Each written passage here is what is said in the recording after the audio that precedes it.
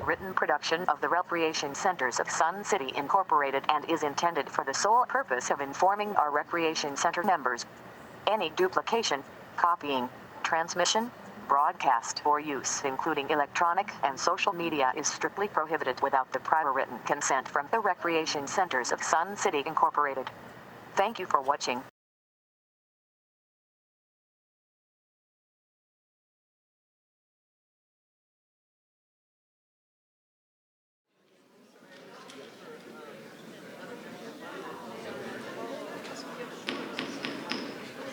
I'd like to call this meeting to order. Would you please rise and join me in the Pledge of Allegiance? I pledge allegiance to the flag of the United States of America and to the republic for which it stands, one nation, under God, indivisible, with liberty and justice for all.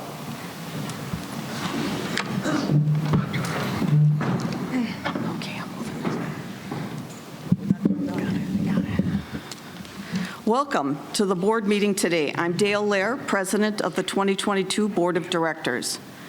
This regular meeting of the Recreation Center's Board of Directors is audio and video recorded by RCSC and management staff. Please be advised there is no recording of this meeting by any individual. If you would please take out your cell phones and electronic devices to ensure that they are all on the silent mode, it would be appreciated. I wish to welcome everyone to the 4th RCSC board meeting of 2022 and want to take a moment once again to reassure members that we have heard your concerns and are responding as follows. It is the hope that with the return of the board member exchange, we can bring back updates from the standing committees so that members have access to more information on various recommendations being discussed in these groups, and that members can get a better understanding of committee work should they wish to become more involved. We also look forward to working with you to create a better format in these meetings to address questions and answers that you, the members, bring to our attention. This could also be a forum at which concerns and ideas are discussed, along with recommendations for further action. The formation of the ad hoc committee to review the RCSC bylaws is moving forward under the direction of Alan Lanevsky and Director Kat Fimmel. And thank you to both of you. I know you've put a lot of time and work into this already. The application form is currently available online or at the Lakeview Boardroom, and all those interested must apply by Friday, March 12th.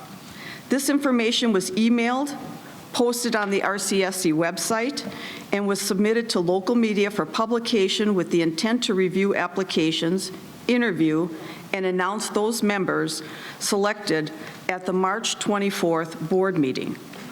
These sorts of processes take time, but we are working on going forward as quickly and inclusively as possible.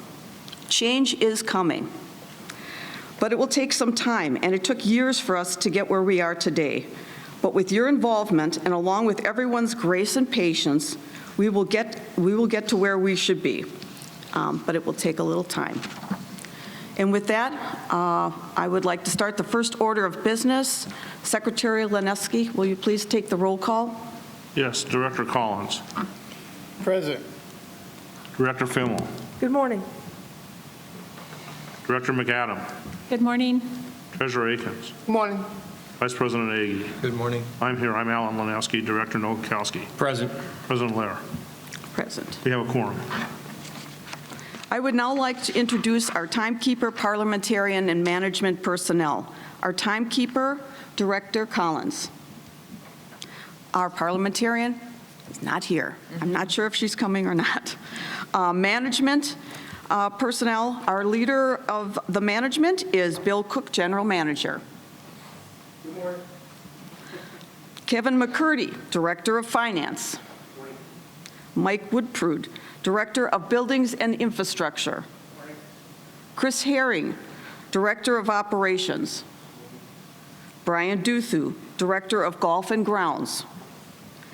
Jolynn Higgins, Communications and RCSC Marketing Coordinator. Marcia Johnson, Corporate Executive Coordinator. Good morning. And Teresa Serino, Director of Events and Entertainment, also running the camera up in the booth. Thank you. I would also like to recognize Alan Kleinhans and Mike Crawford, audiovisual engineers. Okay, just checking to make sure there's no one else. At this time, I would like to welcome any or all RCSC members who are attending our meeting for the first time. If you would please stand. No pressure or anything. Okay. I know there's a new person out there. She's not standing. Come on. Okay, moving on. Minutes. The minutes of the February 14th, 2022 meeting were posted for the director's review. Are there any corrections or additions to the minutes?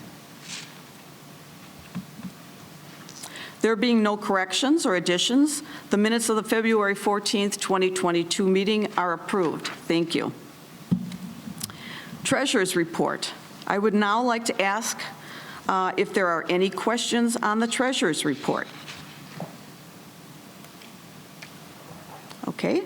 There being no questions, the treasurer's report is filed for audit. Management report. Are there any questions or comments on the management report? Wow. Okay. Thank you, General Manager, for the management report. At this meeting, we do not have any committee recommendations, so we're going to move right on to unfinished business.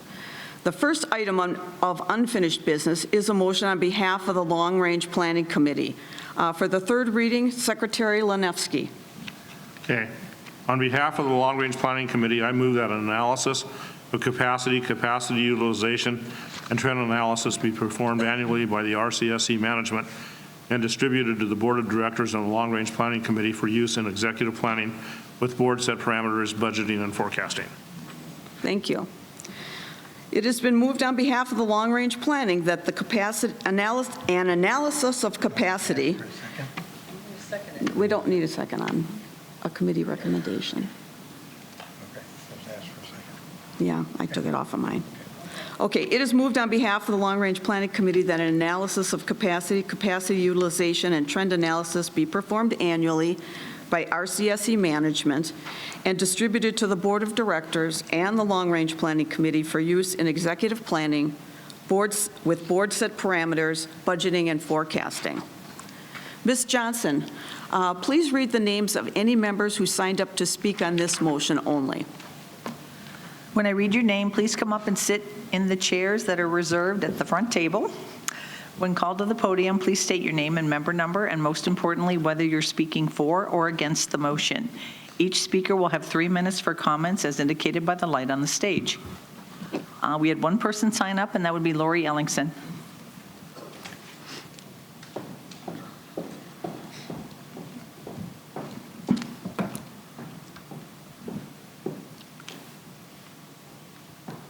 Lori Ellingson, 133335. I am voting against the motion as it is written, but I would be voting for it with some amendments to how it is written. So I have a couple of questions. It says it should be performed annually. So is that it's going to be performed just once a year or every year? Or is it going to be performed every month and then reported once a year? Would you like the answer? Yes, please. I envision that this is a report that will come out once a year, every year. The data that's collected is collected monthly, but the report will come out once a year because we're looking at overall trends for that year, and we're only looking at certain months. Does that answer your question? What time of the year? Like January or June or in the fall? Well, it's really going to be up to management, but if they're going to do it on the calendar year, it's probably not going to come out till January or February the following year because we're looking at those months right into December. Okay. And then my next question is, it's going to be performed by RCSC RCSC management, is that going to be everyone that's sitting here, or is it a specific person? Will we hire someone to do just that? Who will be performing this? Lori, that is a management decision, and it would be up to the general manager, if he's going to assign it to one of his staff members. Do they know? at It this hasn't, the point? motion hasn't even passed yet, so we don't know. And has anyone discussed that with management? Well, no, because really, our function here on the board is not to get into the minutia of day-to-day management. We will analyze this. The Long Range Planning Committee put over a year's worth of work into this. They came up with their findings. They brought it to the board. So this motion is on behalf of the Long Range Planning Committee. And at that point, once the board signs off on it, we hand that off to management, and they will do their work. We don't get involved in that. And you mentioned there was just certain areas that were going to be studied, or is it every club, every activity? Well, the Long Range Planning Committee looked at most things that did not already be included in clubs with dedicated space. That's what they looked at. It's activities and functions that take place that use RCSC resources, and they don't necessarily have dedicated space. Okay, then my other question is, the way it's written, it says, I move that an analysis of capacity, then a comma, capacity utilization and trend analysis. So are those two separate things, or are they three separate things? There's three separate things. Okay.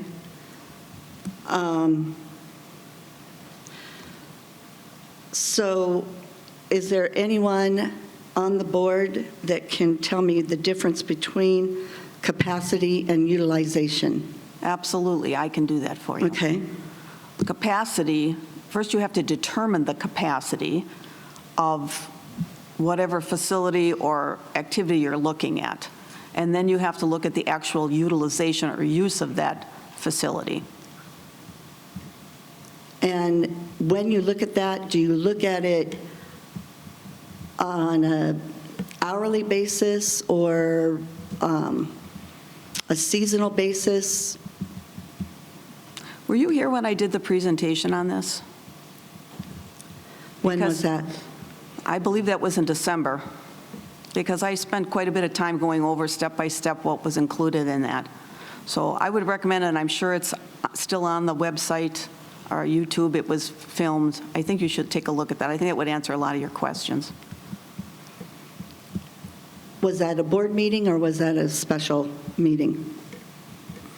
I believe that was at a board meeting. It was at a board meeting, but was it a planning session? Yeah. Was it? I think it was. Planning session. Okay.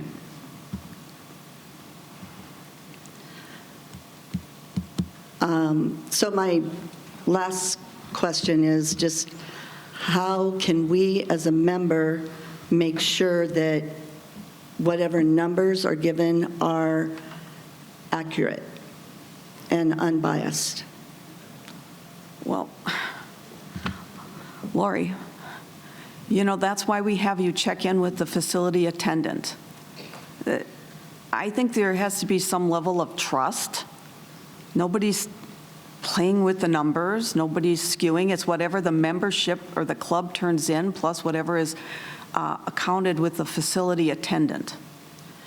So that's not my issue. My issue is if they turn in numbers during June for how many people are utilizing the pickleball courts, those are going to be drastically different than if they turn in the numbers for January through April. Correct. So that will be Reflected. broken down and reflected that way? Okay, thank you. Madam President, everyone that signed up to speak on this motion has spoken.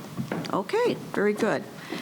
It is moved on behalf of the Long Range Planning Committee that an analysis of capacity, capacity utilization, and trend analysis be performed annually by RCSC management and distributed to the Board of Directors and Long Range Planning Committee for use in executive planning with board-set parameters for budgeting, forecasting. Secretary Lineski, as maker of the motion, do you wish to speak first in favor of its adoption? No, Madam President. I've spoken twice on it already. Okay. Is there any other discussion? If you plan to speak on this, could you please raise your hand? Only one person. Director McAdam. Madam President, thank you. I simply have a question because there's an implication that if this is passed and its third reading, which I believe will happen today, that there will be board-set parameters.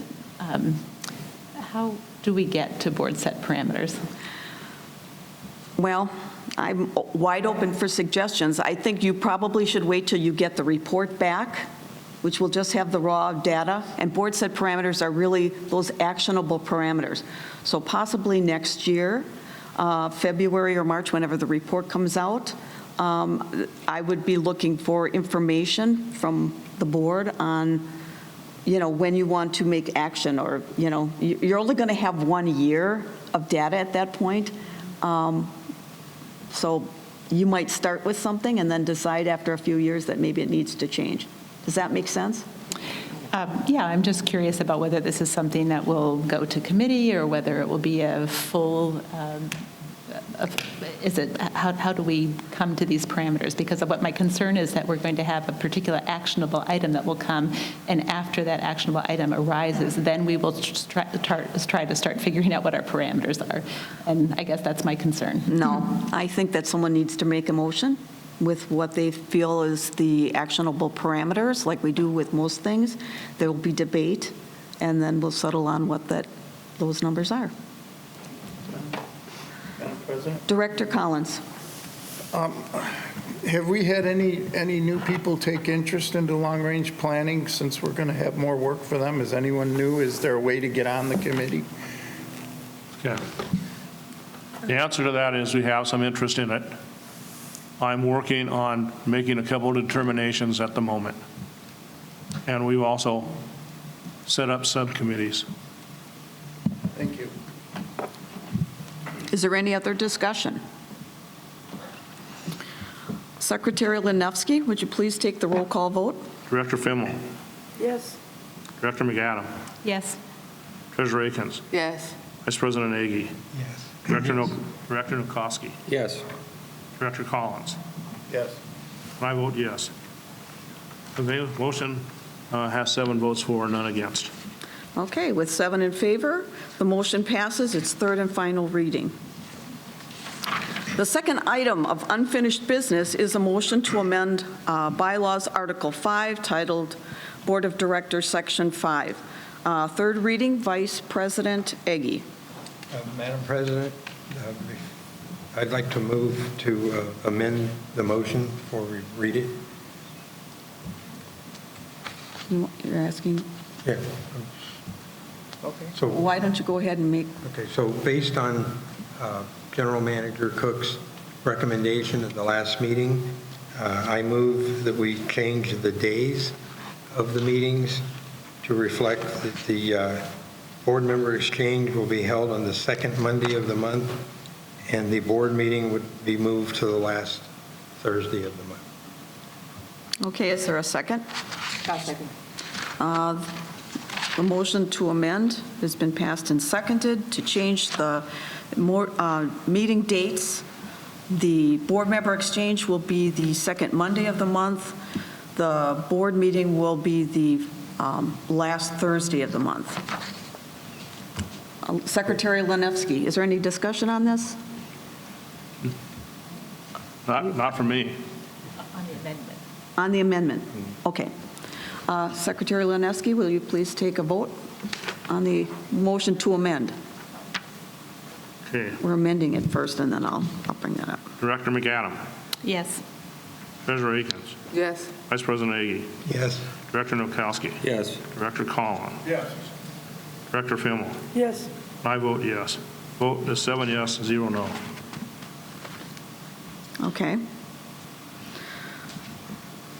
Now well, before we get to that, we need to bring in we have to vote on the final, The motion itself. yeah, but I think I need to bring the people who wish to talk to this motion. Ms. Johnson, are there any people who wish to speak to this motion? When I read your name, please come up and sit in the chairs reserved in the front tables. When called to the podium, please state your name and member number, and most importantly, whether you are speaking for or against the motion. Each speaker will have 3 minutes for comments as indicated by the light on the stage. Lori Ellingson, Nancy Greathouse, Jean Totten, and Christy Svedson.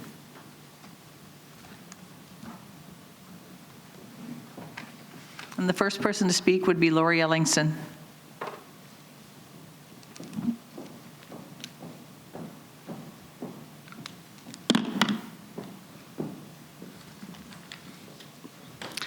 Lori Ellingson, 133335. One quick question. If this third reading is approved, will this start in March? Yes. Okay. I have a couple issues with how it is written, and I'm hoping that maybe we can amend it once again. The biggest one is the fact that member comments at board meetings will be limited to posted motions. I feel that we're already being restricted in how many minutes we can talk. Now we're being restricted in what we can talk about, and very, very few abilities to have the membership be heard. If the only thing that is posted are items that really aren't a real big concern, we as members don't have a way to express our opinions. The only way is to write to the board. I have in the past written to the board, and a lot of my emails have never gotten a reply.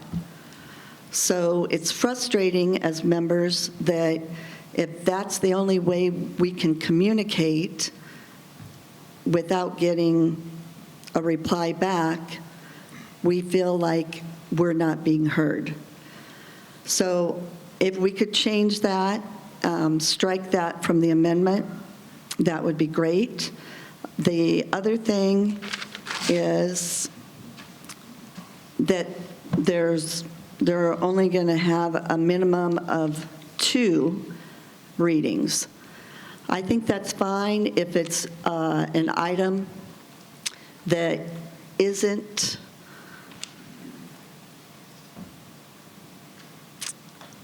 of monetary value. But for a project such as Mountain View, that now is on the board for $40 million, we need to have at least 3 readings, and we also should be able to have a town hall meeting, and we also should have the ability to send out a vote to the entire members of Sun City to vote on whether an item of that value should be voted on. Thank you. Thank you. Nancy Greathouse. Good morning. Nancy Greathouse, 149885. And my comment is in regards to the member comments or limited posted motions also. If that excludes and takes out the member comments at the end of the meetings or at the end of all of the motions, if that takes out where members cannot come up and talk about other things, open items, I think that that needs to be struck because I think it's important that everybody takes the time to come here to these meetings, to be involved, which is what the board has asked for in the past. We're trying to be involved. We're trying to understand what's going on. And I think it's really important that we have open comments available. I would just strike that board members, our members are only allowed to comment on posted motions. I think that's fine during the start of the meeting to go over your motions, but I think we still have to have member comments available. Thank you. Thank you.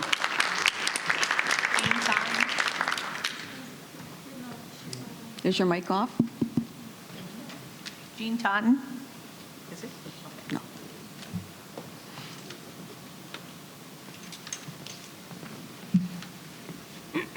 Excuse me, good morning. Jean Totten, number 148753. And I was going to ask a question, but I think you've answered it. You're writing that member comments at board meetings will only be limited to posted motions, that no longer will members have a section labeled member comments. Is that correct? That's correct. Then I am not in favor of this. For many years, boards before you and even some of you have issued pleas, sent out surveys, done your best to get members to attend these board meetings.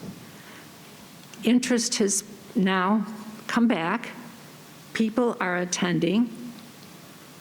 I think it's necessary to give us a chance to speak. I think what you're doing is discouraging members from attending the formal board meetings. Granted, we're going to have the member board exchanges, but that might not be at a good time for some of the people to attend. You've not mentioned the fact that we could use some nighttime meetings so that those who work could attend and have their voices heard.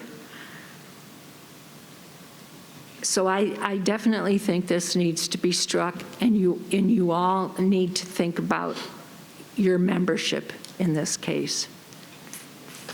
And one other thing, while I was in the back, I highly resent the fact that the sign-up sheet was taken before 9 o'clock and brought up front. There were several people that were standing there wanting to sign in, and I really think you should leave it right there until 9 o'clock and then have it brought up. Thank you. Christy Svendsen. Christy Svendsen, number 137489. Thank you for your time this morning. And I've got a little different spin on the member comments being eliminated. I have a memory that is like Swiss cheese. And I have been at many meetings when I've gotten out the door and said, why didn't I say that? And you guys are probably glad that I do get out the door and say, why didn't I say that? But the bottom line is that people hear stuff and know stuff, and they get here and then they get panicked about being here. Well, I'm not panicked. I love it because I love choosing on a public address system, but I won't do that to you. I will tell you that even though my memory is like Swiss cheese, I am not Lori Ellingson's mother. I was mistaken to be her mom the other day, and I love her dearly, but no, I'm not that old. But if I could be, I would be. And lastly, I will say that the issue of the two motions for things of magnitude, fiduciary magnitude, like Mountain View, should go for the 3 readings. It cannot be approved in 2 readings. A $50 million assessment is insane. Thank you very much. Thank you. Madam President, everyone that signed up has spoken. Okay, we're a little out of order here, so I'm going to ask Vice President Eggy to read the now motion. Okay. I move to amend bylaws Article 5, titled Board of Directors, Section 5, titled Meetings of the Board as follows. Starting with paragraph 2, all meetings of the board, adding and board member exchanges, excluding executive sessions, shall be open and video recorded. Striking with time allotted for members to make comments. Madam President? Director, what's, you? He's doing an amendment. No, we already, He just said an amendment. That's why No. I'm questioning. no, he's reading the Motion. now, Amended motion. the amended motion. Okay, and I want to amend it. No. Can we just get through the first part? I want to amend the motion. It hasn't even been read yet, Steve. Okay. Okay, thank you. I'm sorry. Continue. Adding member comments at board meetings will be limited to posted motions. In paragraph 3, striking the word 3 and replacing it with 2 regarding, yeah, you got me all screwed I'm up sorry. here. Sorry. And then paragraph 4, to reflect board and member exchanges will generally be held on the second Monday of the month at 9 a.m. in Sundial Auditorium. And then the board meetings will generally be held on the last Thursday of the month. Thank you. Is there a second? Second. Second by Treasurer Akins. Okay. It is moved and seconded to amend bylaws Article 5, titled Board of Directors, Section 5, titled Meetings of the Board. Vice President Eggy, as maker of the motion, do you wish to speak first in favor of its adoption? No, ma'am. Okay. Is there any discussion? Yes, ma'am. Director Collins. I move to amend this motion to strike member comments at board meetings will be limited to posted meeting motions due to the fact that we have had numerous members here think that that is an issue. Okay, so I need you to, I move to strike the wording, members' comments at board meetings will be limited to posted motions. is there a second? I'll second. And who said that? Okay, John. Seconded by Director Nowakowski. Discussion. Okay. Madam President. Director McAdam. Just as a matter of clarity, I think that not only just striking that, but it's just restoring the old wording, just as a technicality here. So the motion includes striking, the original motion, not the amended one, includes striking with time allotted for members to make comments. So I believe that we're not only talking about striking the new wording, member comments at board meetings will be limited, but also restoring the old. Original. Okay. Okay, discussion. I have no problem seconding that revision that the Director McAdams asked for. Steve? Yes. No, I have no problem with that either. It's just a clarification. We're fine with the way it is. Okay. Secretary Yeah, Lenevsky. I have a brief comment. My understanding is the reason for the information meetings is to be able to go in depth with the membership, so that it's not just a comment and a back and forth in a formal setting, so that we'll actually get much more information and much more exchange than we do at a board meeting. And that the board meetings are going to be formal meetings dealing with the business before the corporation. With that understanding that the members are going to be given a great deal of time at the information meeting, I'm going to oppose the amendment that was made because I think that the information meetings are very, very productive. And I know in the private conversations I've had with people, many who disagree with me, the exchange of information is much easier when it's informal. Madam President. Director Collins? The issue I have with that is our members are very, very important to what goes on here. And they should have the opportunity to speak their mind whenever they want to. As long as the board is meeting and we are here to listen, I feel we should listen to them. You shouldn't have just a certain day that we're going to listen. Thank you. Please. Is Director McAdam. I also, Madam President, thank you. I would disagree with what Secretary Linefsky has said, because we're not talking about either or.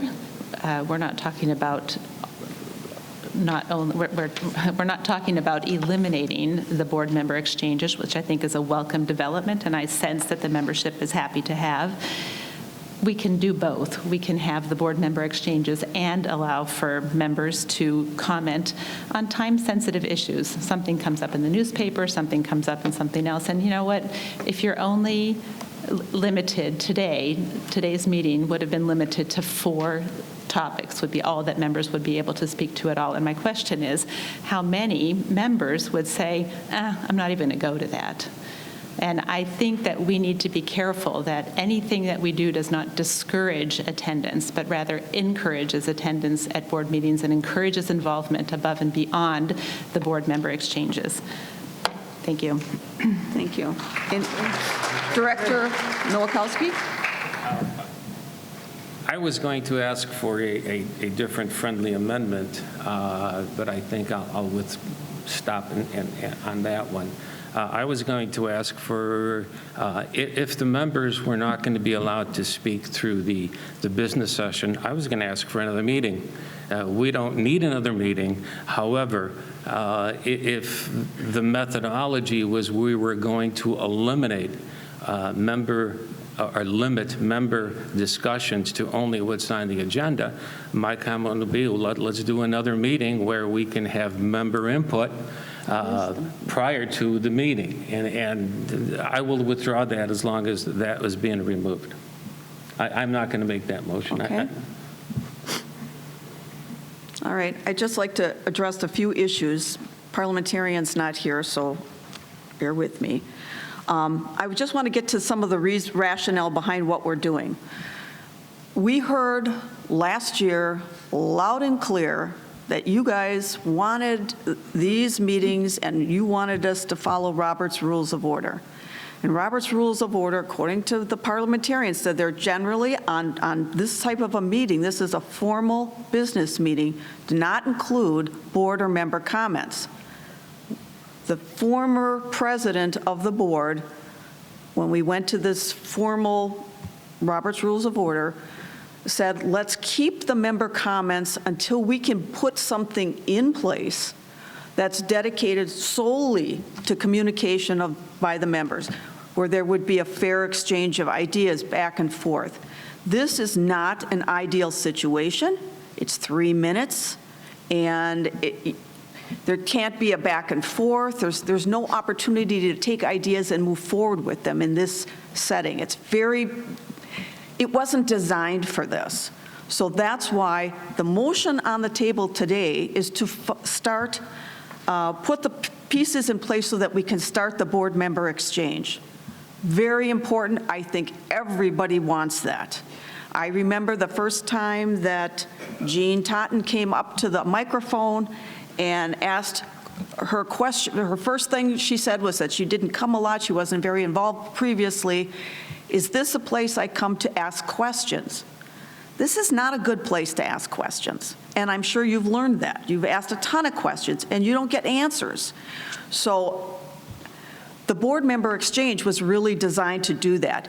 If we have that option in place, then we can go back to Robert's Rules of Order the way you requested them to be, which would eliminate the board and member exchange. And regarding the 2 meetings, and I want to address that as well, because we're only having 1 board meeting a month, we need to get work done, and to drag it out over 3 months would be really unacceptable. There was also comments made about, like important things like Mountain View. I will tell you, I've been on this board, this is going to be my 5th year now, and Mountain View has had town halls, we have talked, we have worked. It has taken place over the last 5 years. So never has there been a quick, let's do something without any input. We had an ad hoc committee. We had three town hall meetings, I believe. It was taken up for a year on the Long Range Planning Committee. There's been a lot of time and input put into this. So never would there be an opportunity where something would come up and we would just like, a big project like that with not having town hall meetings and getting member support. Never is it going to happen. It might not be part of this formal meeting. We probably would have special sessions where we would have like a town hall meeting to discuss it. So I just want to make everybody aware of what's the whys behind some of the things that we're doing. Okay. Madam President. Director Collins. I hear what you're saying, but I heard other things about the Mountain View agenda and the way it was done in the timeline. I think Director Collins? Director Nowakowski can explain the timeline better than I can. Well, right now we're speaking to this motion. But you just brought up the other. I'm giving you the rationale behind and some of the questions that were posed. Is there any more discussion? Okay, it has been moved and seconded and amended. Point of order. I believe that we're still voting on the amendment, and we haven't yet voted on the amendment. Okay, thank you, Director McAdam. Okay, the motion has been, there's been a motion to amend, to strike the, what sentence, where are you with this? Director Collins. It will say, with time allowed for members to make comments will be there, and member comments at board meetings will be limited to posted motions, will be scratched. So you're talking about paragraph 2, you're putting back time allotted for members to make comments? Yes, and scratching member comments at board meetings would be limited to posted motions, will be scratched. Well, no, that's still there, isn't it? No. That's removed. Okay. Okay. So you're making the motion to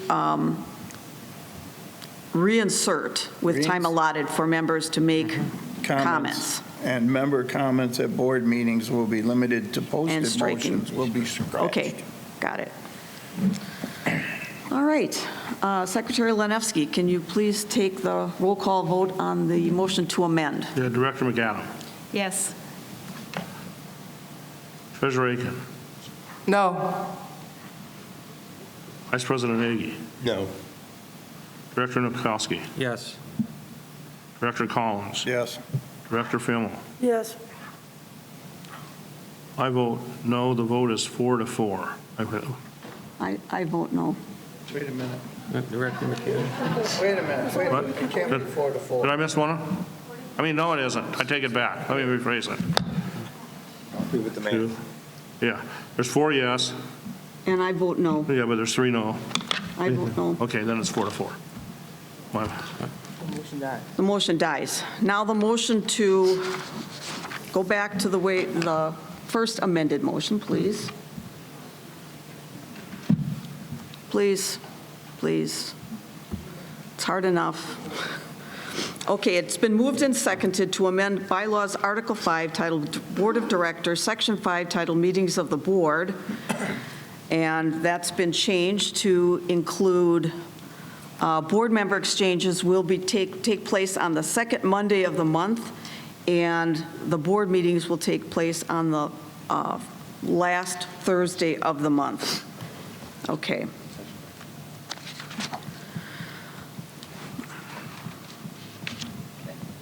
Do you wish to speak to this motion? Okay, sorry. All right, Secretary Lenevsky, will you please take the roll call vote? Director McAdam. I'm sorry. The discussion period has to be held on this, doesn't it? So we're back to the motion. The motion, there was a motion to amend that was denied, but that takes us back to the discussion of the original motion then. Well, that wasn't concluded by virtue of an amendment being made. So I believe, if I'm not mistaken, you need to ask for discussion on this before we go to a roll call vote. All right, let's open it up for discussion on the amended motion. Director McAdam. So this is not new information. I'm going to repeat some things that I said before at an earlier board meeting, but I'm very concerned that this is a precipitous step to change bylaws where we really don't know what is going to happen. There's no clarity at all about what the structure will be of a board member of exchange, how an agenda is set, how all we know is that it's going to be informal. And I think that that we are going about this in the wrong way. We're changing bylaws, which is a very, very significant step to take, and it's supposed to be hard to do without knowing what we are going to end up with. And especially because I don't sense that there's a lot of unanimity among the membership that this is exactly what we want to have happen. I think it would be a really, really good idea for us to go back and say, let's try it on a trial basis for 3 months, see what happens, and then we will be in a much better position to decide if we do want to change our bylaws, exactly how we want to do that. How do we give structure to a board member exchange? Right now, we're creating something that has zero parameters that are given to it. We have no idea what it is, what the beast is that we're creating by changing the bylaws here. It might be a wonderful thing, it might not be, but I'm really concerned that we're moving ahead with something that's quite significant in the absence of information, in the absence of feedback, in the absence of knowing if this is something that is desired not only by a slender majority of the board, but also by the membership of our community.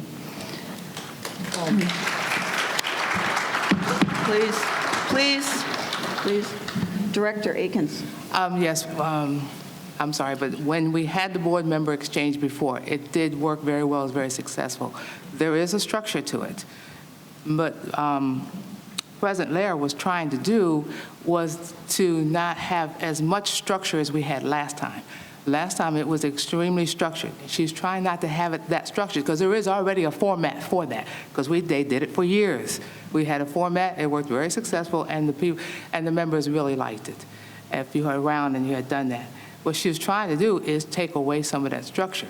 However, there is a structure in place that if she says that what she has envisioned right now is a little bit not as structured as should be or needs to be more structured, we always have that to fall back on because there is a structure, there is a way that's planned out, there's a way that goes through it, and it was extremely successful before and the members really liked it.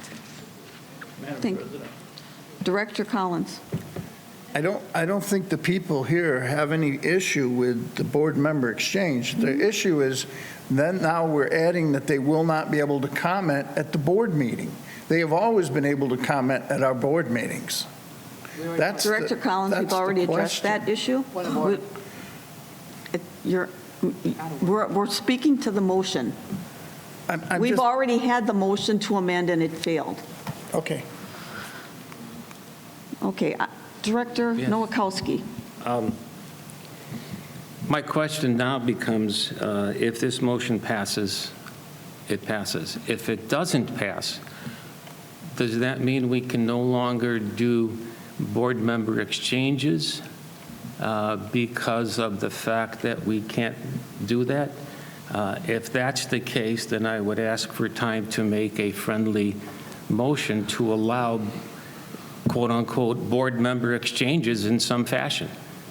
If we're going to limit this and say, no, we're not going to do it, then I think we should have some mechanism to say, here's another opportunity to do it, whatever that opportunity is, whether it's a call of a special meeting, which is allowed by our bylaws by the president, whether it's a call for other meetings, special meetings called by 3 board members. Whatever that process is, I think we need to do some type of amendment to it to allow that to happen. Otherwise, if anything, we've gotten the membership more confused and more upset because we haven't done anything. Director Nowakowski, please. Director Nowakowski and the rest of the board, did I not send an email out to each and every one of you regarding this board member exchange? Did someone not get that email? Did you get the email? About, not only did I talk about how this board member exchange would be set up and, you know, the format of it, but I also even included the design of the whole setup for you. That came yesterday. Yes. But it's how the chairs are going to be set up and where the microphones are going to be, but there's nothing in there about the agenda of it, who drives the agenda, who makes those determinations, who determines when the meeting is over. Karen? Nothing along those lines at all. Director McAdam? No, I don't agree with that. The email stated very clearly that we were going to try to bring in the reports from the standing committees so that all the members would hear what's going on at standing committees. I also said that we were going to have an electronic setup screen back here. We're not having tables like this. We're going to have mics spread out throughout the area, and that people can come up. There's no time limit to their discussions. If they come up with an idea or suggestions, it goes up onto the board so that we can review it and study it a little bit more. If we can't answer the questions at the time of the meeting when the questions are asked, we would study it and come back to the next session with answers to those questions and how we could proceed and move forward. So I believe, and I also stated in that it's the first time, and I'm sure that there's going to be opportunities to tweak it as we go on. So to come here and say, we have no format, and we have nothing, it's like we're shooting from the hip is not true. And to your question, Director Nowakowski, your comment, it's hard enough to get this space. This space is used. There's other clubs, people who use this space. We use it twice a month, and we're substituting one of the formal meetings so that we can have a better format, a better forum for addressing questions and comments from members. If they have ideas, they have as much time as they want to speak instead of saying 3 minutes and now sit down. So I would tell you, why don't you try this? If it's not to your liking or you want to make a change to it, then let's make the change. But why would you throw the baby out with the bathwater when this is so obviously needed? All right. Director McAdam. So, Madam President, I'm afraid I have to disagree a little bit with you because we have a lot of information that dictate the way that a board meeting takes place. You may have sent out an email with something that you envision about a board member exchange, but this bylaw change says nothing about what the rules are for a board member exchange. It just creates something like that. And I think that, going back to my statement, that I think that let's try it. Before we change the bylaws, let's try it, figure it out, and see, and then make the bylaw changes to address what we discover when we move to that. All right. Is there any other discussion? Yes, Madam President, I have one further thing. My understanding is that in order to change a bylaw, it requires 2/3 of the membership present, which would mean that we need 6 positive votes in order to move forward on this. Is that correct? Yes, thank you for pointing that out. All right. Is there any other discussion? Okay. Hearing none. Secretary, this is a motion before you is to change the bylaws, Article 5, titled Board of Directors, Section 5, titled Meetings of the Board, to allow us to have a board member exchange. Secretary Lanevsky, would you please take the roll call vote? Certainly. Director McAdam. No. Treasurer Akins. Yes. Vice President Agi. Yes. Director Nowakowski. No. Director Collins. No. Director Fimmel. Director Fimmel. No. I vote yes. Okay, so The it's... vote is 4 no, or 3 yes, 4 no, it fails. Okay, the motion does not pass, and we will not be having a board member exchange. All right, new business. Ms. Johnson, would you please read the names of the cardholders who signed up to speak on the new business items only? Lori Ellingson. Oh, wait, before we, I'm sorry. I really wanted you to come up and speak to one of the items of new business because you might be able to answer questions before people come up and ask you questions. Thank you, I'm sorry.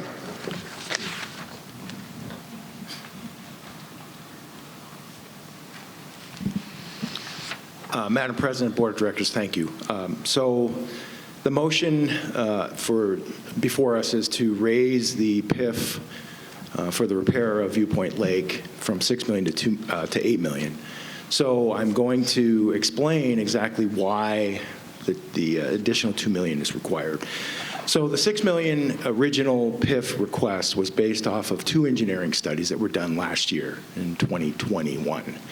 And so we had 2 engineering firms come in, and the average estimate came in between the 2 was $6 million. So that is the number that we used, considering that we had 2 engineering firms come in at very close to the same amount. So conditions have changed considerably in the last 8 months. So one of the things is that this was based on an engineering study. So engineering studies are not as in-depth as construction studies. So we now have a response to our RFP from one of the vendors, and they have come in at $7.5 million. So they had spent quite a bit of time studying the engineering studies as well as doing their own in-depth study. And so since they are on the hook for construction, it is much more in-depth. So based on that, some of the expenses in the engineering study have been increased based on their analysis. Also, economic and logistical changes have occurred since then. The cost of the liner itself is based off the price of oil.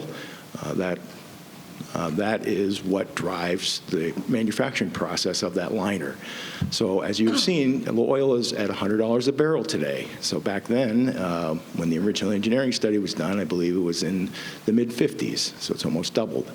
Logistically, with respect to the debris, the dry debris removal, the assumption is that this vendor, Pace, would be able to utilize a dumping station that is very close to us and at no cost. Historically, that vendor, our construction firm, has been allowed to use Vulcan to dump debris at no cost.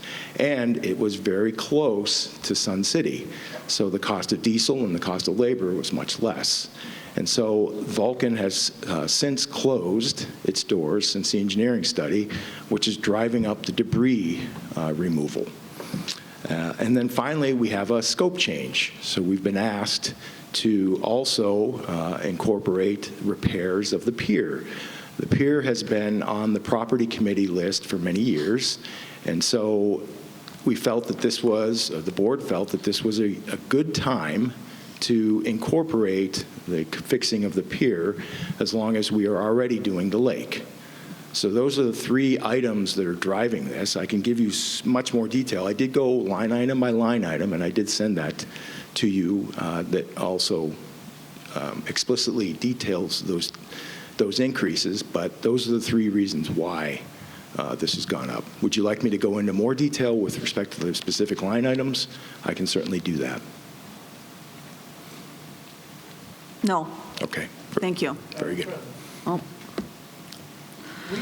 I have not seen the construction, how they're going to do this job yet.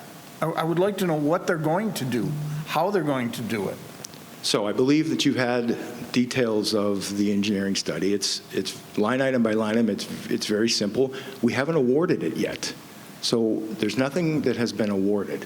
And the And so pier, once that's been awarded, then a full communication will be done. But in all fairness to any other vendors that may want to participate, we're not divulging any details until it's awarded. and the pier, why do we have to have a pier built? Why can't we do the same thing we did with our dock, a floating pier? I'm not sure I quite understand. Are you Our familiar dock with is the pier that we're floating. referring to? It's not the floating dock. We're referring to the I actual understand, pier but why with the can't we pilings. do a floating pier just like the floating dock? We don't have to do pillars. We don't have to do any of that. Well, I don't believe that we would want to remove that pier. I believe that the pilings are in good shape. It's just the structure, the flooring, as well as the railing are the issues at this point from a property committee. And remember, this is a board-requested item. I did not, this scope, upscope is not something that has come from management. Right, I understand that. I went myself and walked the pier. Okay. The railings are not bad. The wood decking is what is bad, makes where they bolt in. And I'm sorry, but I have a real hard time saying that replacing a wood decking is $500,000. So we want to make sure that I don't come back here again for another ask. So I know that our Director of Operations has looked at this in years past, and at the time, it was roughly $200,000 to $250,000 to do the upgrades that we're looking at doing. That was many years ago, so we know that prices have increased. I am very much hoping that we come in less than the $500,000. I'm optimistic that that is the case, but I wanted to make sure that we had enough. Madam President? Mr. Cook, do we have a cost estimator on staff? We do not have well, define a cost estimator. Someone whose job exclusively is to look at the prices that are coming in for these projects and make a determination if the price is fair and reasonable? No, we do not, and the reason would be is that different projects would require different backgrounds. We would have to have multiple cost estimators. That's why we are paying for professionals who have done this and been there and done this to provide those estimates for us. And it ends up being considerably less than having multiple folks that could do that in-house estimation. But in this particular instance, the person who did the engineering study is the same person who's doing the construction, correct? No, there are two separate entities. One is the engineering side of PACE, and then the other is the construction side. So it is two different entities. Two different sides of the same company. It is the same company, but there are two different entities.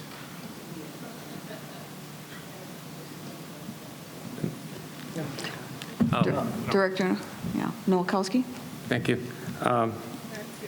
Conceptually, I don't have a problem. I can understand how projects get increased.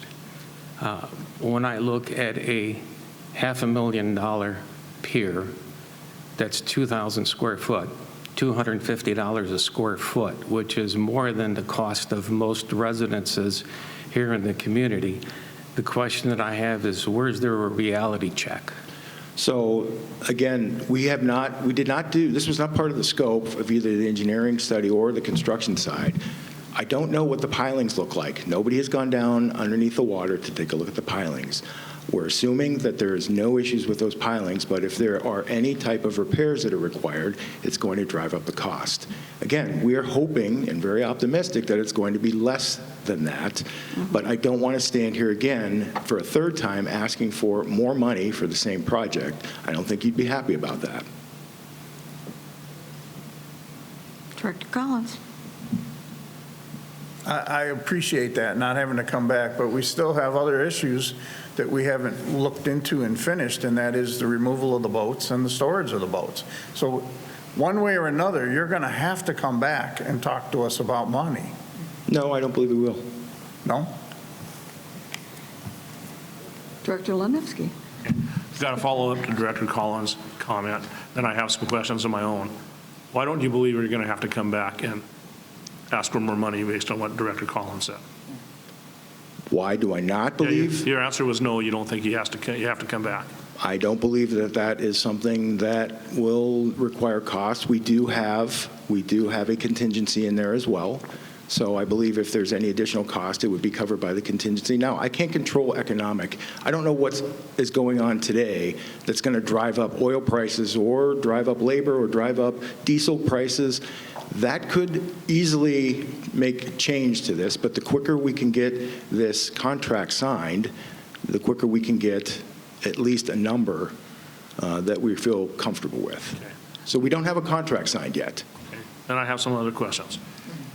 Regarding the lake itself, we have to fix the lake and get the liner in there because of the water district. Is that correct? That is correct. We're leaking close to 600 acre-feet a year. Okay.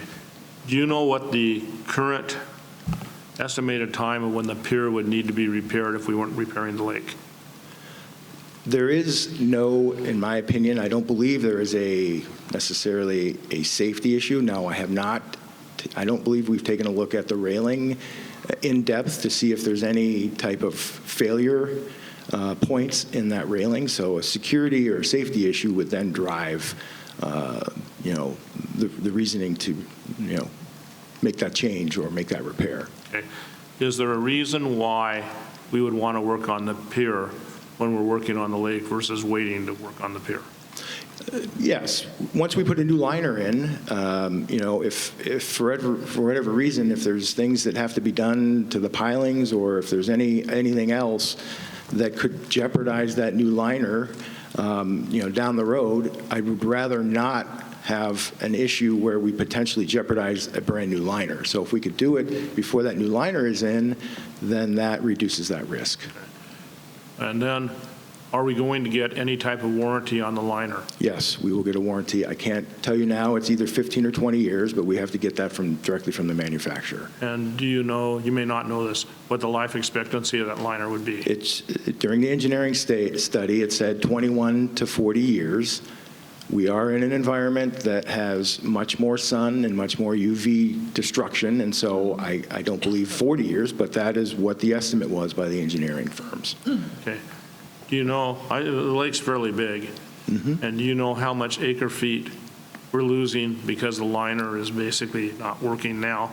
And is that the same amount of water for the lake once, twice, or what? Do you know the answer? Seepage is 585 acre-feet, and I believe our usage is roughly the same to water our Lakes West golf course. Okay, thank you.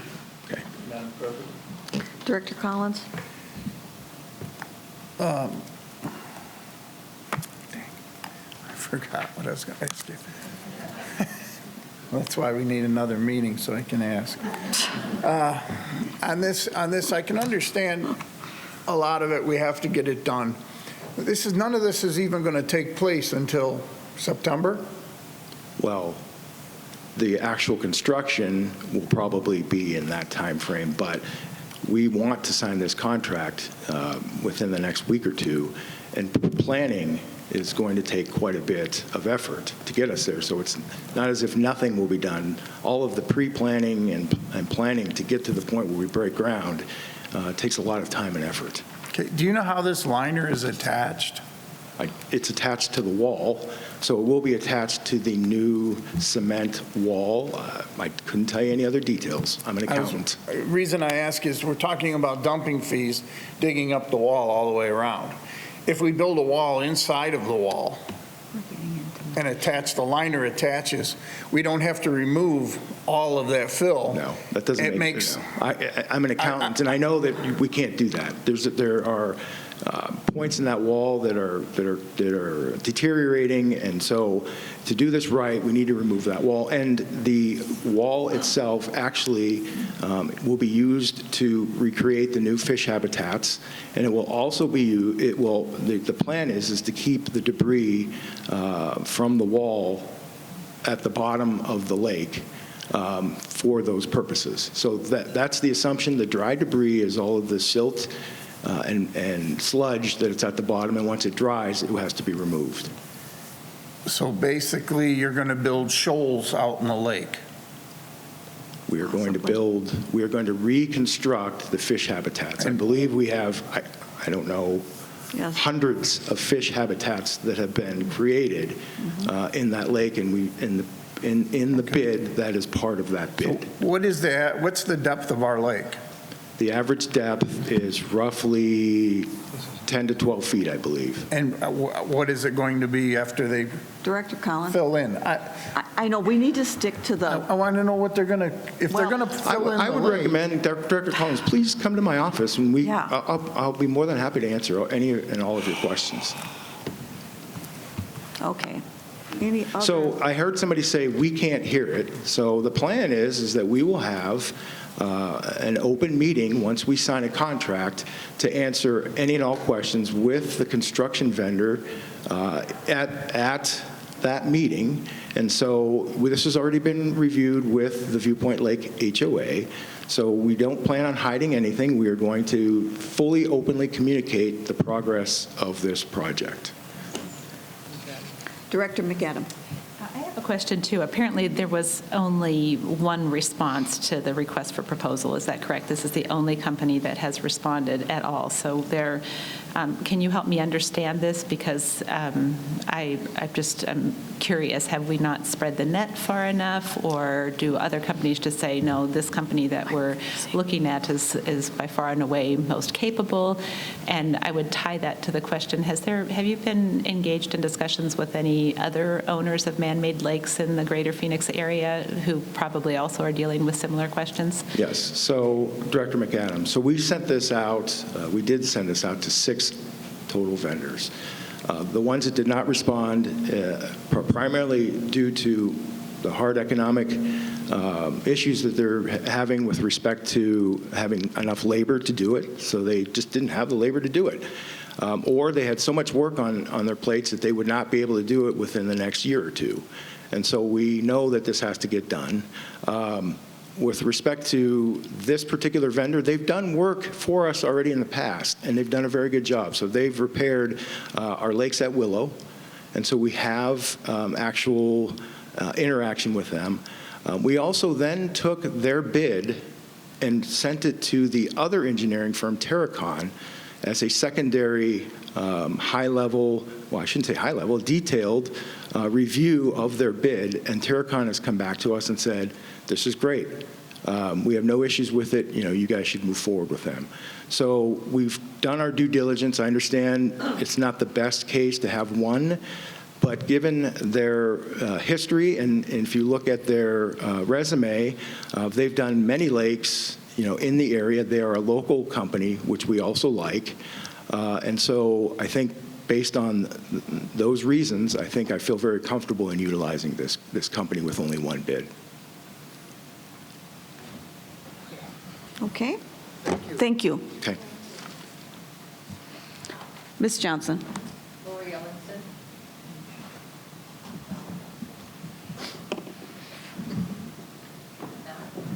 No. You want to take this one? She's got one down there. She's got Susan. I'm freezing. Lori Ellingson, 133335.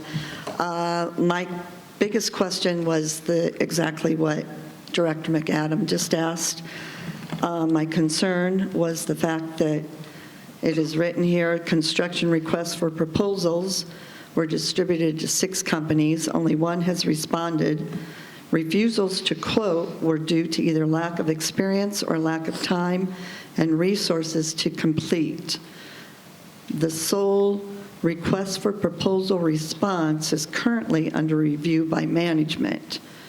Contract signing is expected early in March.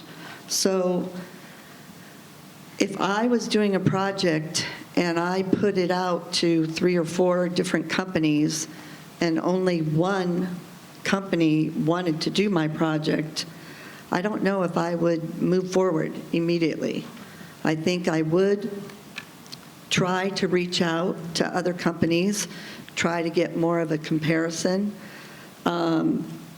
It's like, okay, this company that was the sole one, it's like, tag, you're it.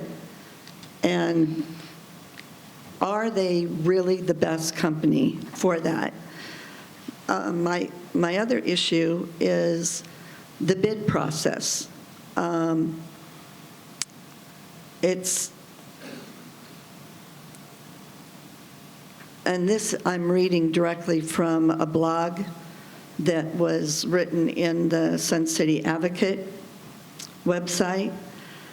It says, over the years, those of us attending board meetings have questioned the RCSC bid process.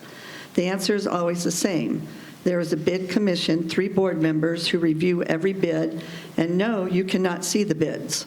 While looking at the bid would be virtually meaningless to most, the real questions are more about who gets to bid and how or why they are accepted. I asked what companies got to bid on the Mountain View project. I was told there were 2 other companies, but I'm not able to see who those companies were or what those bids were. To me, what are you trying to hide, and why are you hiding? So the bottom line is, it's simply time for the RCSC to embrace absolute transparency. It's time to quit hiding behind the articles, behind Article 10, and show the community how our money is being spent. It's a time to start treating us like owners of the organization.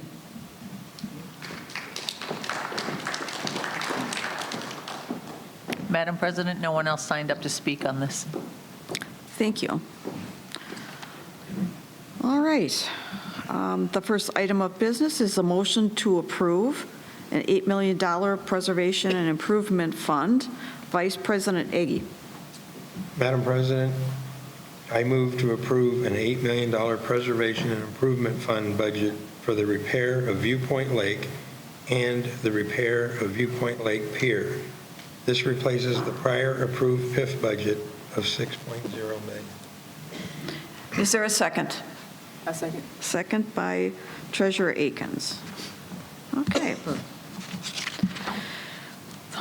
The motion before you is the approval of the $8 million Preservation Improvement Fund budget for the repair of Viewpoint Lake and the repair of the Viewpoint Lake Pier. This replaces the prior approved PIF budget of $6 million. Vice President Egge, as maker of the motion, do you wish to speak first for its adoption?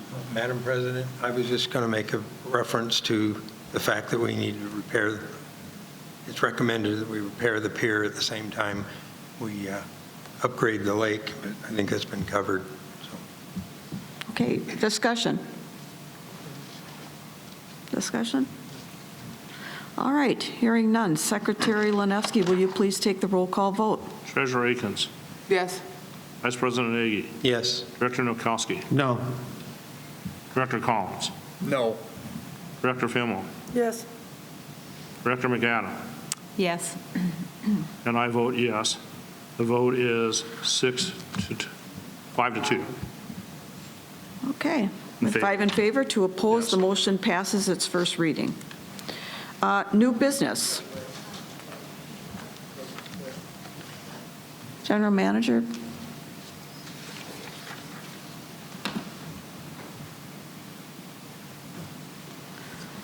Madam President, Board of Directors, given that the schedule is based off of our watering schedule and the ability to remove that water out of the lake, which will reduce our cost through the actual irrigation of our golf courses, the schedule was set up so that the timing works well in terms of doing that. And so I am going to ask that we waive the second and third readings so that we can get this contract signed and that we can get this moving. I was hoping that this would be a unanimous vote in favor. So this is my ask. Otherwise, we do jeopardize that schedule. Director Collins? That was kind of why I asked if we were going to start this in October. That was my understanding when the water would be pumped down in the lake was during overseeding September, October. That's why I asked that question earlier. That was the reasoning. Director or Secretary Lenevsky. I have a couple questions for the general manager.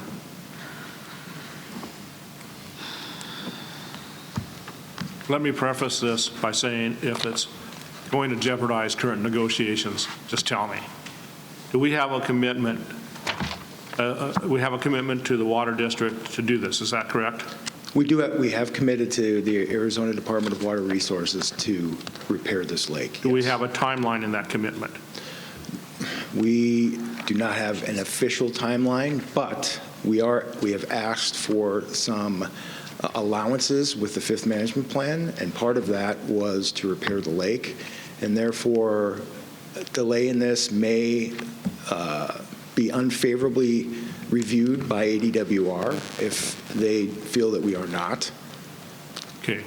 Do we have, again, feel free to say that I'm entering into an area that is best not discussed now. Right.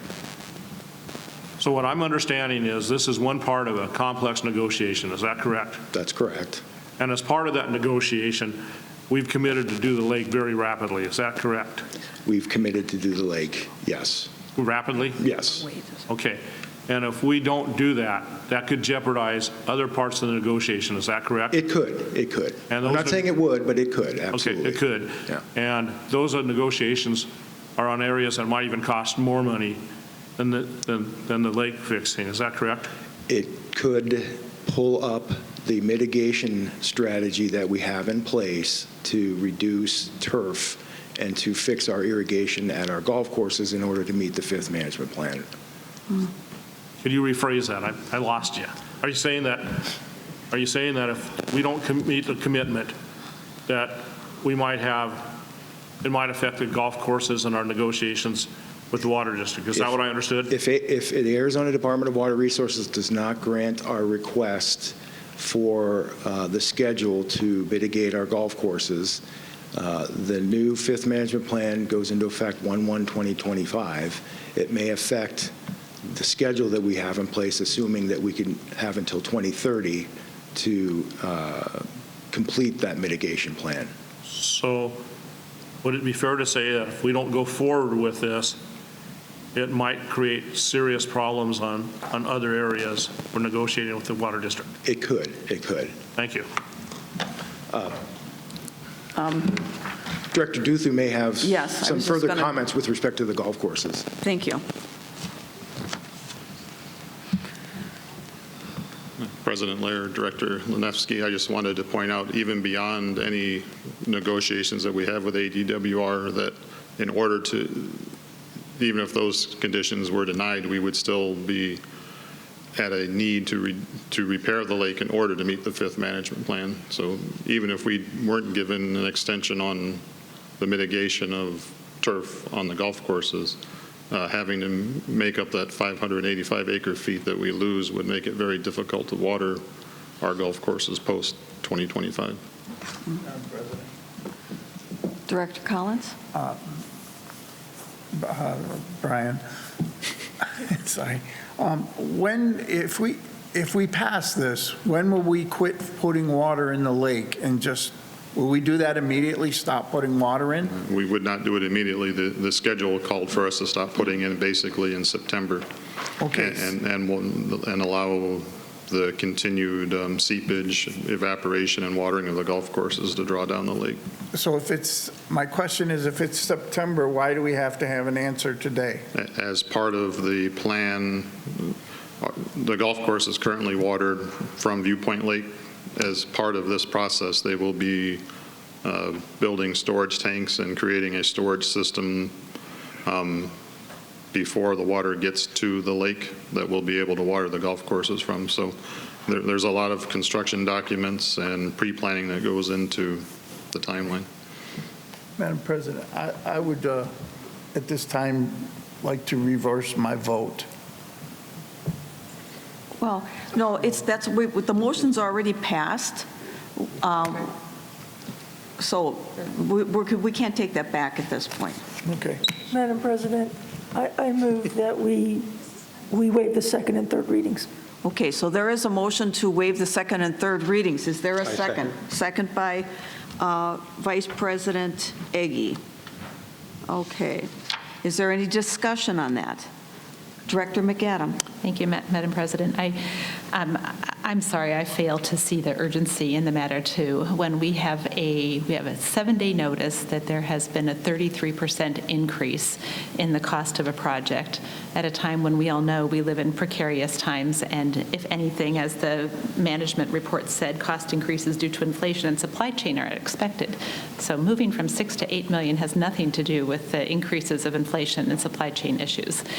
And for us to say that, oh, yeah, just an additional $2 million without a second or a third reading, I'm sorry. I heard Secretary Lanefsky try to get Mr. Cook to say that it was that we had obligated ourselves to do this very rapidly. I'm sorry, 2025 is not very rapidly in my book, and I think that this would be an excellent time for us as a board to say we should follow our regular procedures of asking for a second and a third reading to allow this matter to be attended to with more responsibility.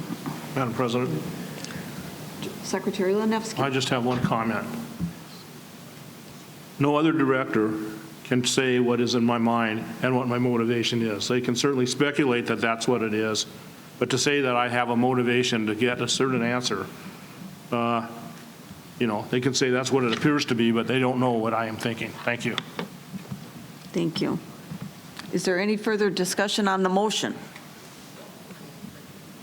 None? Secretary Lanefsky, would you please take the vote on the motion to waive the second and third reading? Treasurer Akins. Yes. Vice President Agi. Yes. Director Nikowski. I'll go yes. Director Collins. Yes. Director Fillmore. Yes. Director McAdam. No.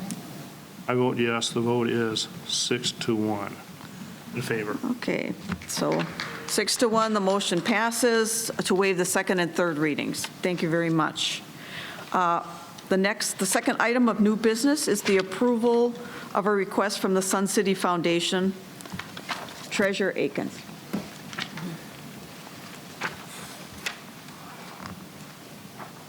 The Sun City Foundation is requesting approval of an amendment to Board Policy Number 1 titled Guidelines for Financial Assistance, Section A as follows. Applicant is at least 67 years of age and a property owner in Sun City for a minimum of 5 years and resides in the home. So we'd like to strike the age 70 and move it to 67 years instead of 70 years. I'll second. Second by Director Collins. Thank you. Okay. The motion before you is the approval to a request from the Sun City Foundation to amend Board Policy 1 titled Guidelines for Financial Assistance, Section A. Director Akins, Treasurer Akins, as maker of the motion, do you wish to speak first to its adoption? Well, during the discussion, during the Sun City Foundation committee meeting, there was several people that felt as though if we lowered the age to 67 from 70, that we would hopefully get more applicants, because we have assistants out there that we're trying to get the word out that I think a lot of people are not aware of yet or don't know it's available, and we're hoping that maybe by lowering the age to 67 that we could incorporate more people and we'd get more applicants. Okay. Madam President. Is there any discussion? Vice President Agi. I'd also like to mention that during that committee meeting, one of the reasons we talked about lowering the age to 67 is it's more in line with retirement age and full retirement age for Social Security benefits. Any other discussion? Madam President. Director Collins. I'm glad to see this. I mean, for a number of years, I said that poverty doesn't come with an age limit. So it's good that we lowered this down. Thank you. Any other discussion? Okay. Secretary Lanefsky, will you please take the roll call vote? Vice President Agi. Yes. Director Nikowski. Yes. Director Collins. Yes. Director Fillmore. Yes. Director McAdam. Yes. Treasurer Akins. Yes. I vote yes. The vote is 7-0 for it. Okay. The motion passes its first reading. Okay. I just want everyone to be aware of time. We're moving into member comments. We do. Madam President, Oh, I'm sorry. I would like to move to waive the second and third reading on that motion. There's been a motion to waive the second and third readings by Director Collins. Is there a second? Oh, I'm sorry. Second. Second by Director Fimmel. Is there any discussion? Hearing none. Secretary Lanevsky, will you please take the vote to waive the second and third readings? Vice President Ady. Yes. Director Noakowski. Yes. Director Collins. Yes. Director Fimmel. Yes. Director McAdam. Yes. Treasurer Akins. Yes. And I vote yes, 7-0 for it. Motion passes. Okay, thank you. Member comments is next up on the list. I just want everyone to be aware of time as we are having a planning session immediately following this meeting. I may have to stop the comment section of the meeting sometime to allow adequate time. I was hoping we would be done by 11 to allow time for the planning session. Ms. Johnson, please read the names of the members who have signed up to speak. When I read your name, please come up and sit in the chairs reserved at the front tables. When called to the podium, please state your name and member number, and most importantly, what you're speaking for or against. Each speaker will have 3 minutes for comments as indicated by the light on the stage. I have Charlie Peterson, Christy Svedson, Alice Ritzman, and Joanne Greeny.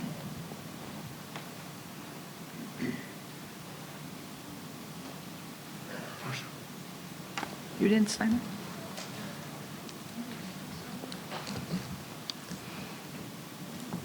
Charlie Peterson, 130438. Madam President and board members, thank you for allowing me to speak. I'd like to speak in regards to the Mountain View remodel. I'm a member of the basketball and the volleyball club. And I don't know, there was some talk that, maybe a gym wasn't necessary because there wasn't enough people interested in volleyball or basketball. But in the 4 or 5 years that this process has taken place to approve Mountain View through the town hall meetings, the long-range planning committee, working with the board and the ad hoc committee as well, this was a multi-purpose facility, not just for basketball and volleyball, but also activities like badminton, aerobics, dance, yoga.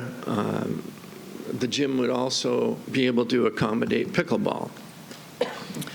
So I just wanted to clarify that it was always sent forward as a multi-purpose facility.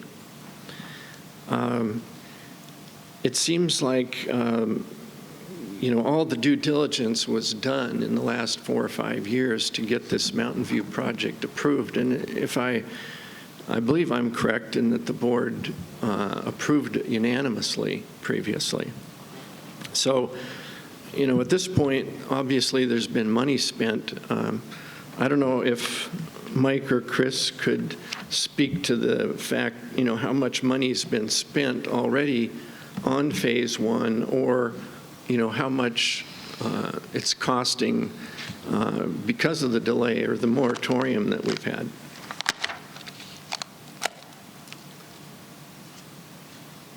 I believe it's in the management report. 81,000. 81,000. According to the management report. Okay, so that's what's been spent so far? And is there, I guess I'd be curious if there's a cost, because of the moratorium that we've had as well. No. Well, at any rate, I think all the due diligence has been done, and I would certainly urge the board to waive the moratorium and be able to move forward with the remodel. I think it'll be a fantastic addition to Sun City. It's been something that's been missing for many years, and a lot of people are excited about having that type of a facility in Mountain View. Thank you very much. Thank you. The next person would be Christy Svedson.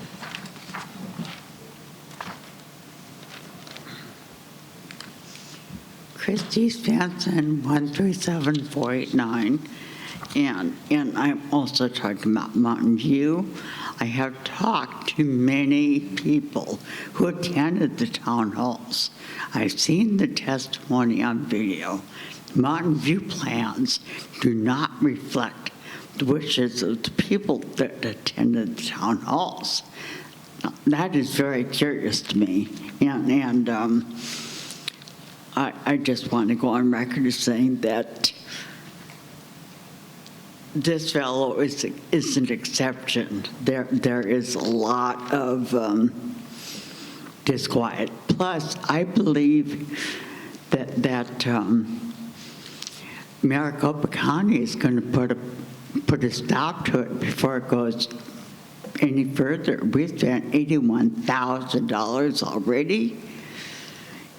We don't have parking. We don't have traffic control there. Thank you very much. The next person's Lori Ellingson.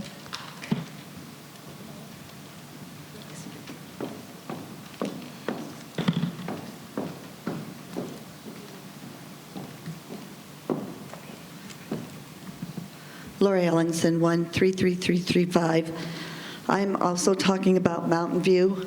My biggest concern is after this meeting is over, the CCBG architects will be presenting a 3D rendition of the Mountain View remodel, but only phase 1 and 2. I am wondering why phase 3 is not included. I'm wondering why we are not being given any information concerning phase 3. I feel that all 3 phases should be presented at once, and they should all be presented to scale.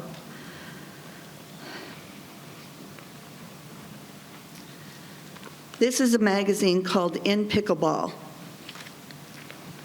On page 114, it says Club Spotlight, ready to serve. With a reputation for giving back, Sun City Grand Pickleball Club has helped turn Surprise, Arizona into a pickleball destination. The article goes on to tell how Sun City Grand has enticed more new residents to move to their community because of the pickleball facilities, the pickleball club, the programs, and everything that they have. It also discusses how much money they are able to raise with the pickleball tournaments, the pickleball drills, all the functions, and how much money they have given back to their community. I think Sun City is definitely behind on the pickleball facilities. Now, with phase 1 and phase 2, they are going to eliminate 7 of the pickleball courts that we have. Instead of eliminating them, I feel it is important for them to increase. The theater definitely needs to be done, and I have no objections to that. I would like the board to sincerely consider finding another location for the theater, get the theater built, and then move forward with the remodel of Mountain View with the intention of increasing the utilization for more pickleball courts. I feel that we can hold more tournaments and more residents will be wanting to move into the area because of that. Thank you. Thank you. Alice Ritzman. Alice Ritzman, 144148. I'd also like to speak about Mountain View. I know you say you have been working on this project for over 5 years. I haven't lived here quite that long, but I will say that the scope of this thing has gone from, as I understand it, from 17 million to over 40 million. And when Lori's talking about you're only proposing Phase 1 and Phase 2, especially if Maricopa County is not going to pass anything unless it's in its entirety. I think this is maybe a waste of time in passing 1 and 2 if we don't have the whole scope.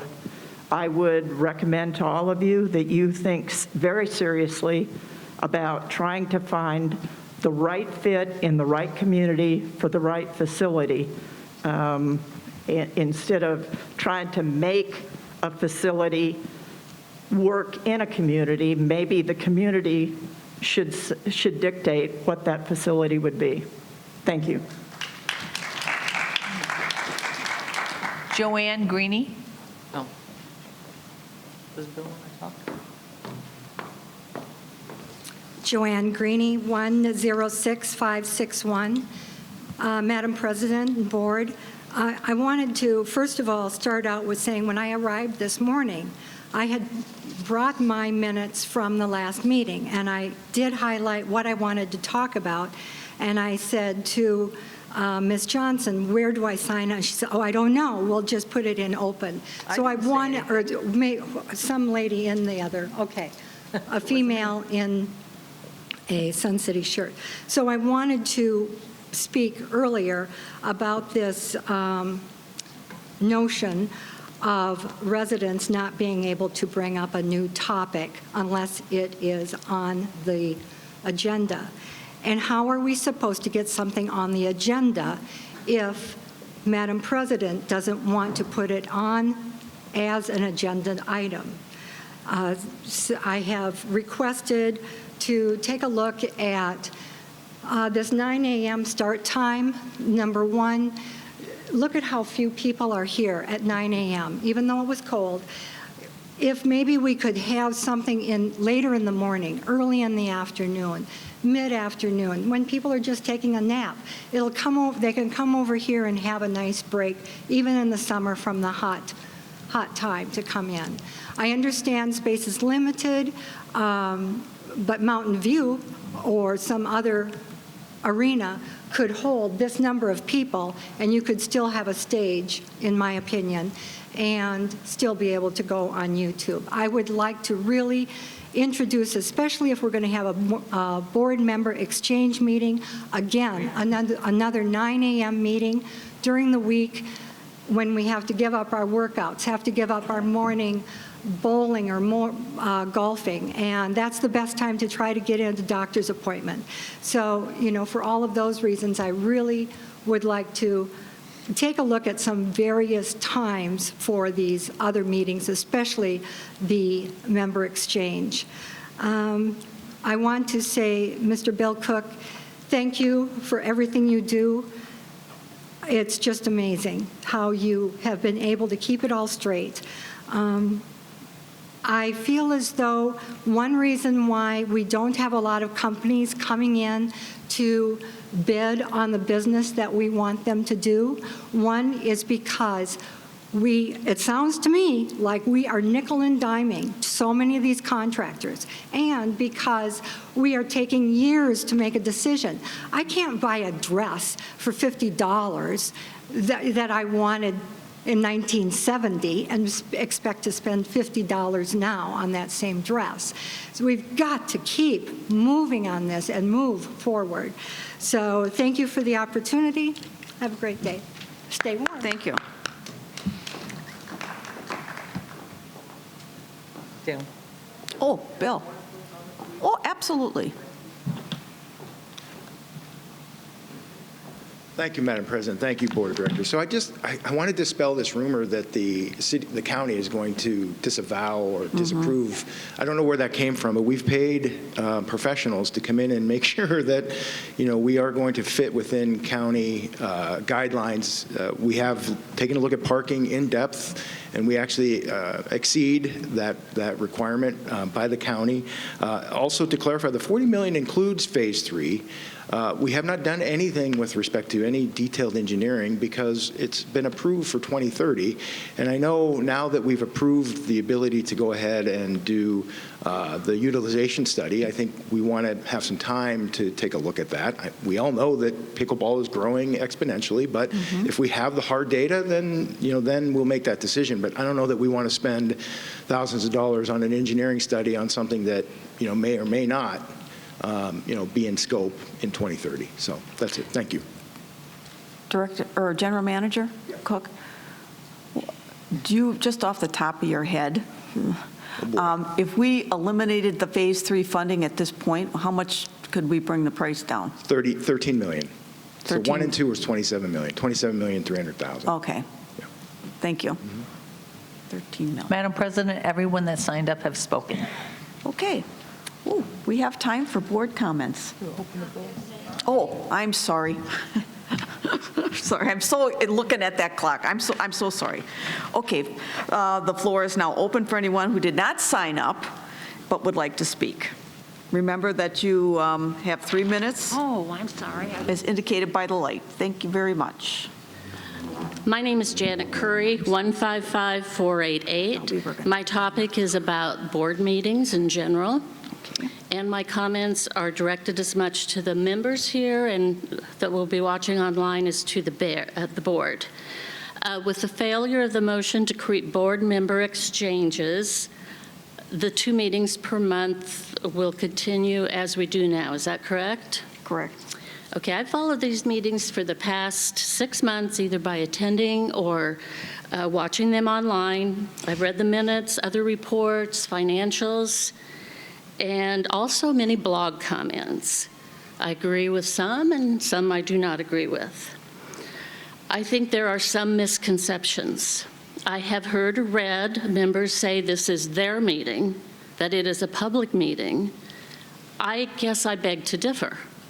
It is my impression that it is a board of directors meeting held in public for the purpose of conducting the business of RCSC that we elected them to do. Their primary role is to set bylaws or approve bylaws, set a budget, and hire and evaluate a general manager. By our own bylaws, member comments are allowed. However, when member comments monopolize the meetings, as they have frequently done recently, there is and should be a way for the chair to limit the members' comments, especially if no new information is being presented. These are just my opinions. There are many ways to express our opinions to board members. I personally prefer email because board members can read them and respond at their convenience. I have emailed only once and I received a prompt response. There are also phone calls, texts, and snail mail. Hopefully, as we move forward, board members will respond. Also, I have heard board members ask for more detail on motions such as when the analysis and capacity utilization will be done, the number of people on the committee to review the bylaws, et cetera, et cetera. At the same time, I hear members criticize the board for voting on details, such as the length of pool tubes. We can't have it both ways. Asking for more detail sometimes and not at other times. My mother always told me, if you point a finger at someone, remember there are 3 fingers pointing back at you. As we move forward, I hope to see members make adjustments to their comments just as we members have asked the board to make changes. Let's allow the board to do their business while finding appropriate ways to express our opinions at given times and appropriate ways. Thank you. Thank you.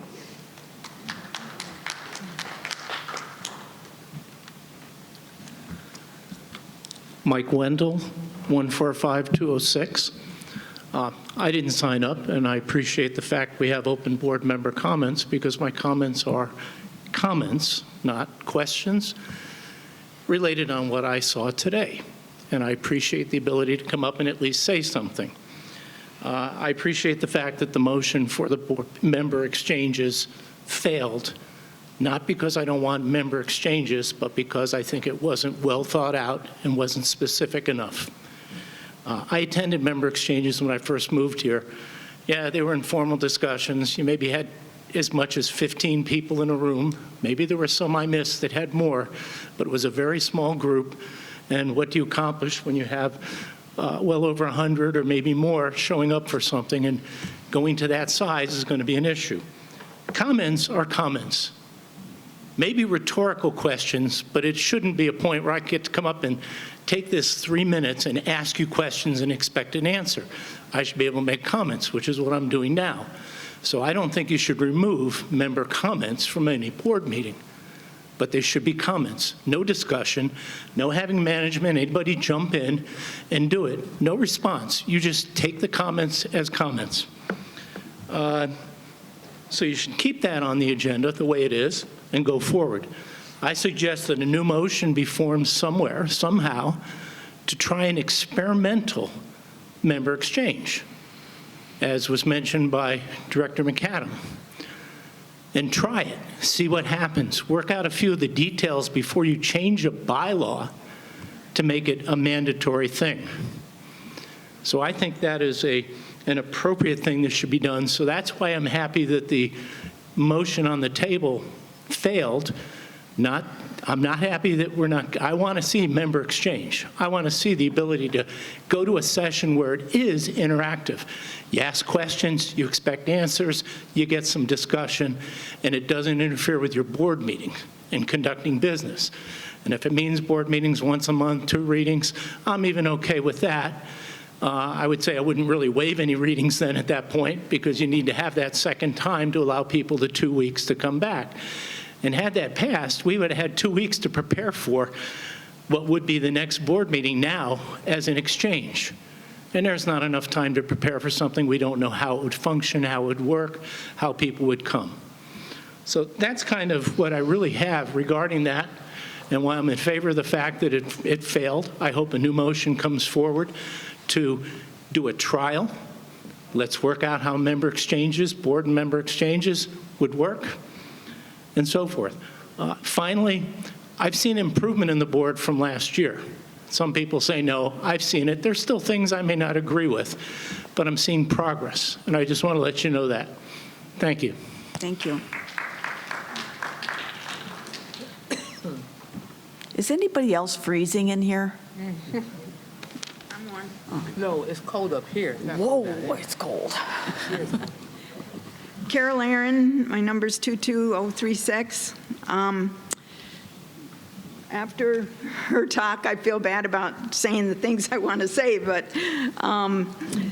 I'd like to address the selection of the ad hoc committee for reviewing the bylaws, and I'd like to ask Director Lilinski, how many applications do you presently have? My knowledge. Go ahead.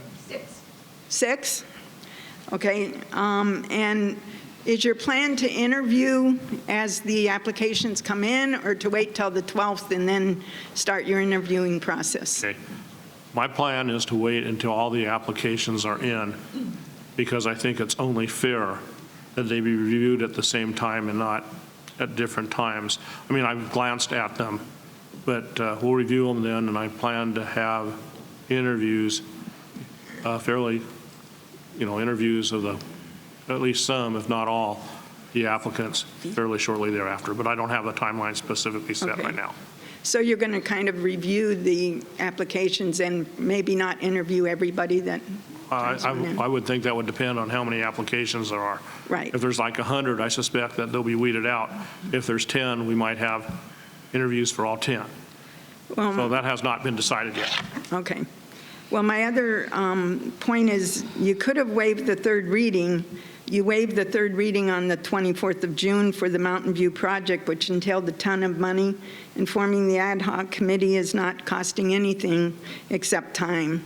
And it could have been waived. And this is something that we've asked for since December. And it seems like it's just dragging and dragging. You could have sent out the application forms the day after the meeting on the 14th instead of waiting until the end of the week on the 18th. You knew it would pass, and you were not prepared to act on it, I don't think. I just think that it'd be nice if you voted on the bylaw changes as they were completed by the committee and not wait until they are all addressed.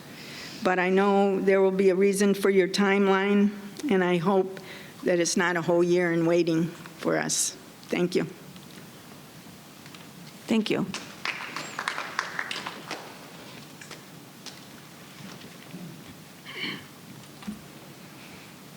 Jean Totten, 148753. So much talk about communication, comments, questions. There are different kinds of meetings as mentioned in the bylaws and the articles. In the articles, it states that in the event of conflict concerning the bylaws as amended, modified, revised, or revoked by the directors, the action of the members shall prevail. There are annual membership meetings, special membership meetings, special sessions of the board called by the president or upon the written request of 3 or more board of directors. Madam President, it says, has the authority to administer all matters not otherwise expressly delegated and may call special meetings of the membership or the board. In January, you started the first board meeting, President Lear, acknowledging that our concerns and frustrations were real and that we all needed to work together with understanding and empathy for each other as life is short.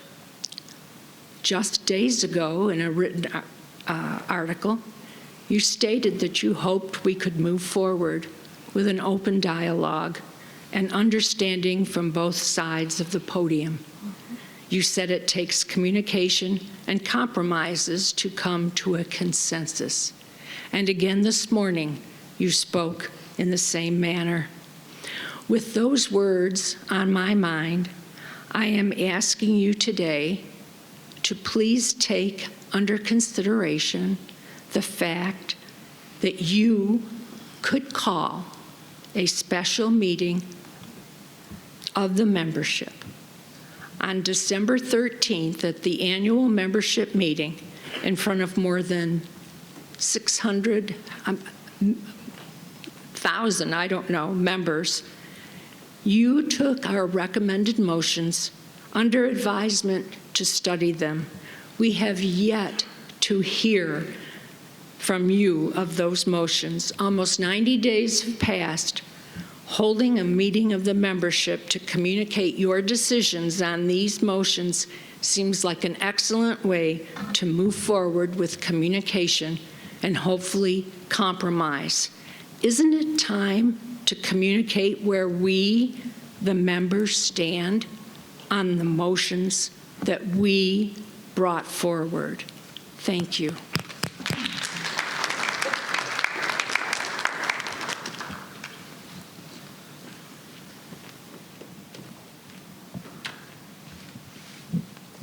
Bill Pearson, 133438.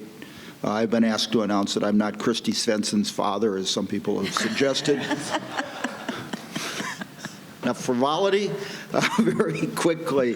Historically speaking, my good friend Ben Roloff and I have probably spent thousands of hours dissecting Sun City's history, and it's fascinating. It is the community that changed the nation, and it should be studied and it should be appreciated, and I would encourage everybody sitting up there and in this room to better understand it, because it's invaluable. It truly is. 2009, I've shared a copy of the bylaws with one of the board members. It was 16 pages, light and tight. That's the way bylaws were intended to be. Conversely, the board policies that existed at the backside of those bylaws contained a lot of details, which again is the way they should be written. Interestingly enough, when they were changed over the last 12 years, the bylaws got cluttered with 12 more pages of stuff, being polite here, and the board policies changed, and let me tell you where it becomes dangerous for the board. You recently rejected a request for a recall petition of 3 board members, or your attorney did, using language that no longer exists. The board policies didn't say anything back then. They still don't say anything.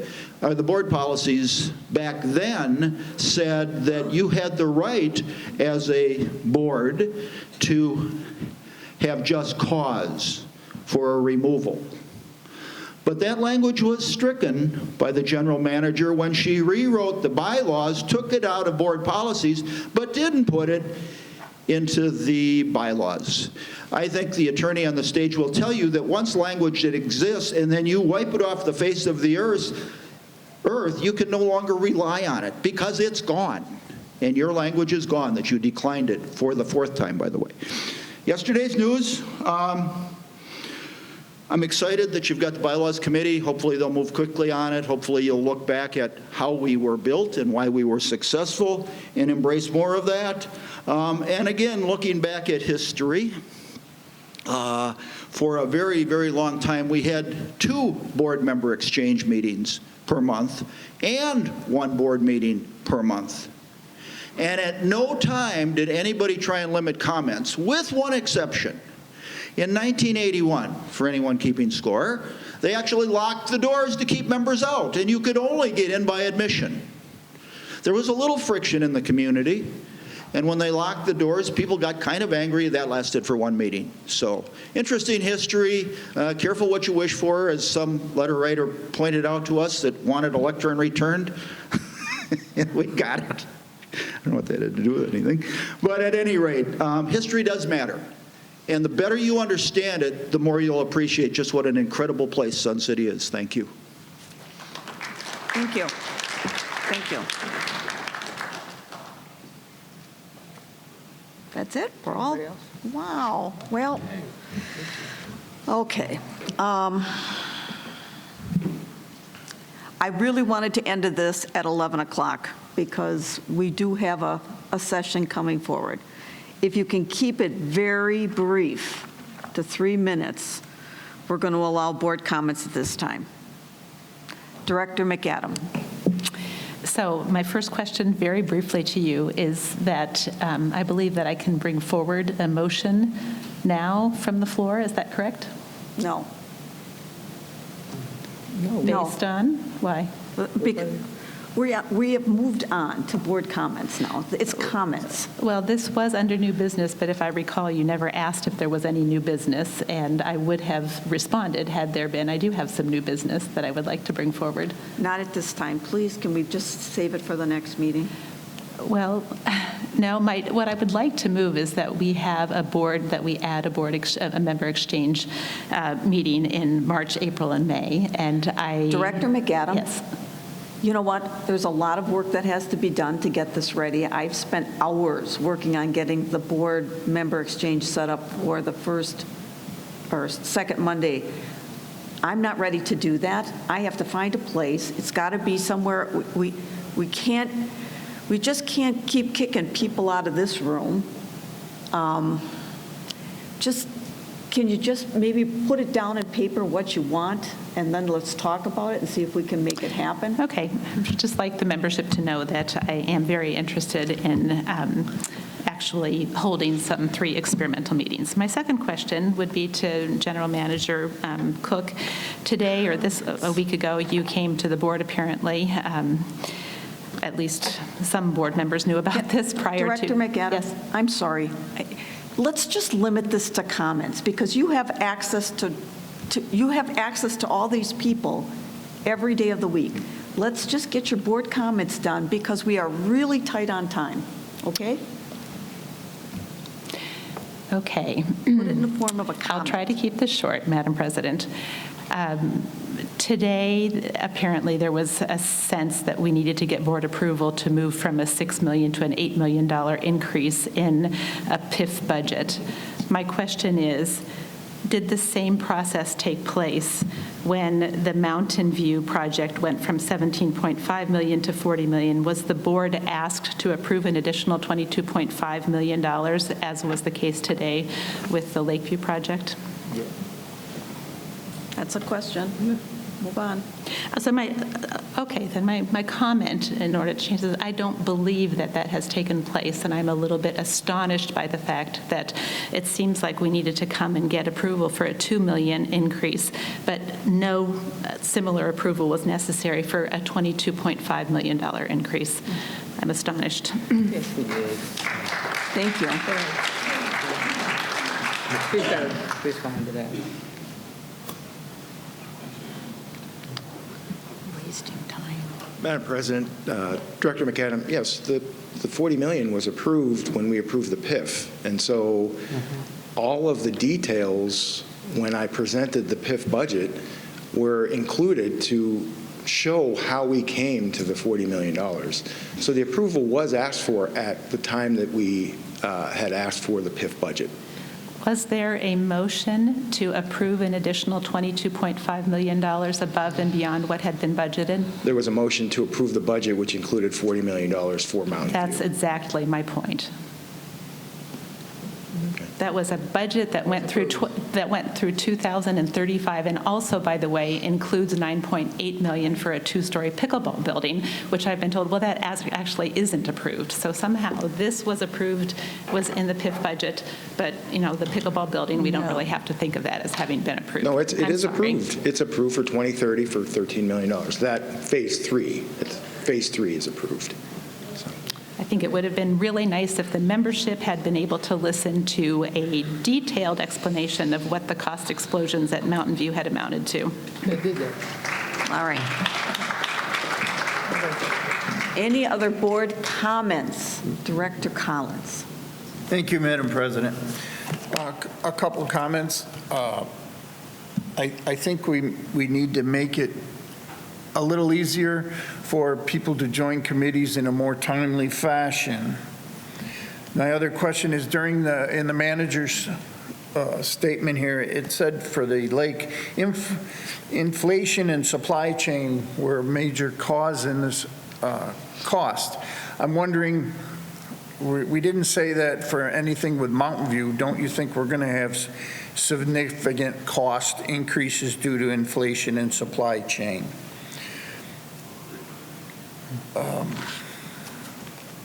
And other things, when I believe we should make it easier for some residents when they want to receive documents. Been reading where someone asked for something, it went to the management, it came back to the board, and it's still out there where the person from a member can't get in there and get documents. I think we need to look at making that easier. Thank you. Thank you. Madam Chair. Matt. Director Nowakowski. Quick comment, positive note. Sun City Can Community Access Network, which gives assistance to some of our members with their taxes, still has some openings in late March and early April before they're due. Please call them to make the appointment because they are filling up. That's it. Thank you. Any other comments? Okay, very good.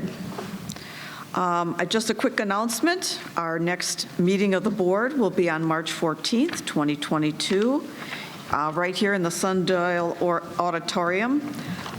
If there's no further business without objection, I would like to call this meeting adjourned. Okay, this meeting is adjourned. Thank you. Immediately following, we're going to have a 10-minute break, and then we're going to have our 3D rendering of phase 1 and 2.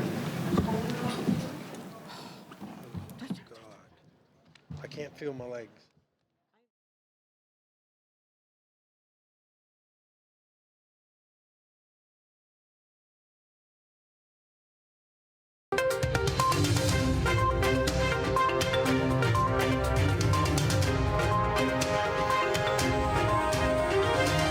This is a copywritten production of the Recreation Centers of Sun City Incorporated and is intended for the sole purpose of informing our Recreation Center members. Any duplication, copying, transmission, broadcast, or use, including electronic and social media, is strictly prohibited without the prior written consent from the Recreation Centers of Sun City Incorporated. Thank you for watching.